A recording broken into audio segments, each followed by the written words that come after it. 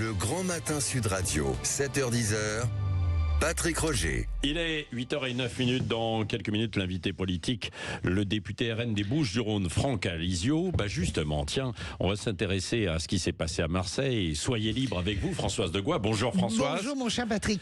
Parce que vous revenez ce matin sur la fameuse marche blanche en la mémoire de Mehdi Kessassi qui a eu lieu à Marseille samedi. Oui, une marche bouleversante. D'abord parce que les mots de la maman de Mehdi qui vient de perdre son deuxième enfant, ces mots étaient forts et sobres comme les mots de son frère Amine. Et cela aurait dû suffire à faire taire toute polémique sur la récupération politique de cet événement. Que n'ai-je lu et entendu sur cette marche? Mais de quelle récupération parle-t-on? Amine Kessassi est un militant, compagnon de la gauche depuis des années à Marseille, malgré son jeune âge. Il milite depuis l'âge de 17 ans, travaille politiquement dans les quartiers avec les Verts, auquel il appartient, avec le Parti Socialiste. Il n'y avait donc rien d'écœurant ou de déplacé, comme j'ai pu le lire, à voir Marine Tondelier, Olivier Faure ou Raphaël Glucksmann participer à cet hommage républicain aux côtés du président LR de la région, Renaud Muselier. Comme il n'y a rien de particulièrement choquant à voir Yael Braun-Pivet, la présidente de l'Assemblée nationale, ou Maud Bréjean, la porte-parole du gouvernement, assister à cette marche pour dire la solidarité contre le combat contre le narcotrafic. Une seule ombre au tableau, en revanche, en la matière, c'était Éric Dupond-Moretti. Je rappelle pourquoi c'est une ombre, parce que Dupond-Moretti a été l'un des avocats des caïds de la DZ Mafia, dont le chef a justement commandité l'assassinat de Mehdi Kessassi depuis sa prison. On peut se demander donc ce que l'ex-garde des Sceaux faisait là, mais après tout, il y était forcément avec l'autorisation de la famille, dont acte. Oui, avocat d'un jour. Ouais. Ça, ce n'est donc pas la récupération politique qui vous a heurté. Non, Patrick, finalement, c'est le peu de monde de cette marche qui m'a heurté. Bien sûr, 6000 personnes, Patrick, dans l'absolu, c'est beaucoup. Et elles étaient là pour faire corps. Mais c'est peu par rapport au choc dans la ville et à la tristesse qu'a provoqué l'assassinat sauvage du jeune Mehdi.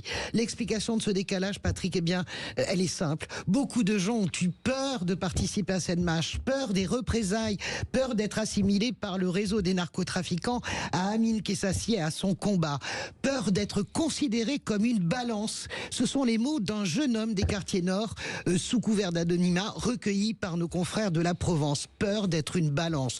Comment la deuxième ville de France peut-elle être aussi fragile face à la DZ Mafia et la Mafia Yoda, sa concurrente, par la terreur, la sauvagerie de ces deux groupes ultra-violents qui impriment cette violence sur les quartiers pour régner sans partage? Le fait politique, Patrick, c'était bien celui-là.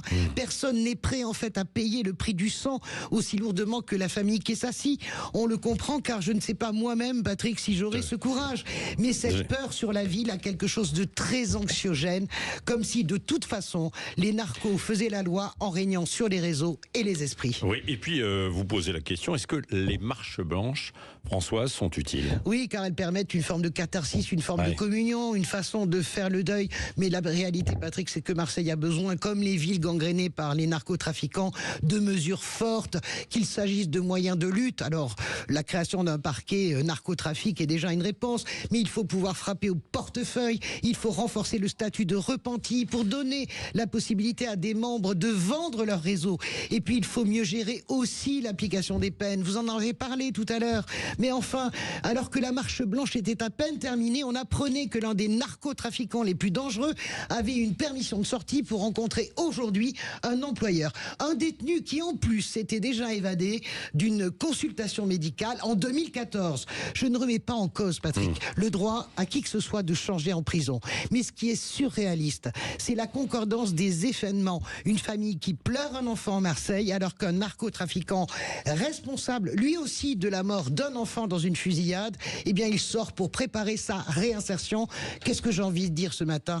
Parfois, Patrick, la justice coupe les joncs pour se faire battre. Bon, je ne sais pas ce que vous en pensez sur cette affaire de Vendin-le-Vieil.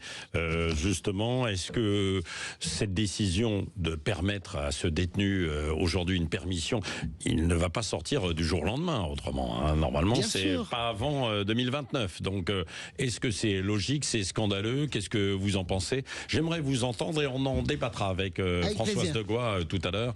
Philippe David également après 8h30. De même qu'on reviendra aussi sur Marseille, ce qu'a dit Françoise en fait à l'instant, ce que nous dira l'invité politique dans un instant, Franck Alizio, député RN des Bouches-du-Rhône.